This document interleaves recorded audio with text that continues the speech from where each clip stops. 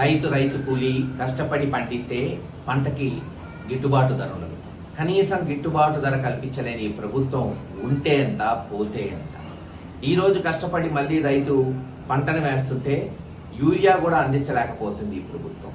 అందుకే చెప్తున్నాం, ఈ ప్రభుత్వం ఉంటే ఎంత పోతే ఎంత.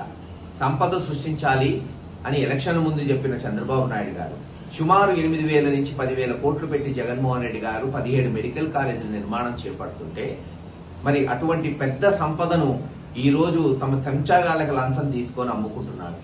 మరి ఇటువంటి ముఖ్యమంత్రి ఉంటే ఎంత పోతే ఎంత. ఇటువంటి అనేక కారణాలు, మరీ ముఖ్యంగా రైతుల పక్షాన నిలబడి వాళ్ల గలం వినిపించడానికే రేపు 11 గంటలకు జగన్మోహన్ రెడ్డి గారి ఆదేశాల మేరకు గురజాల వైఎస్ఆర్సీపీ పార్టీ ఆఫీస్ నుంచి కథం తొక్కుతూ పోయి ఆర్డీఓ ఆఫీసులో మరి నిరసన కార్యక్రమం తెలియచేస్తూ ఆయనకి అర్జీ ఇచ్చి రైతుల పక్షాన నిలబడాల్సిందిగా ఈ రోజున గురజాల పల్నాడు ప్రాంత వైఎస్ఆర్సీపీ నాయకుల్ని కార్యకర్తల్ని కోరుకుంటున్నాం. రేపు హెచ్చుగా తరలిరండి.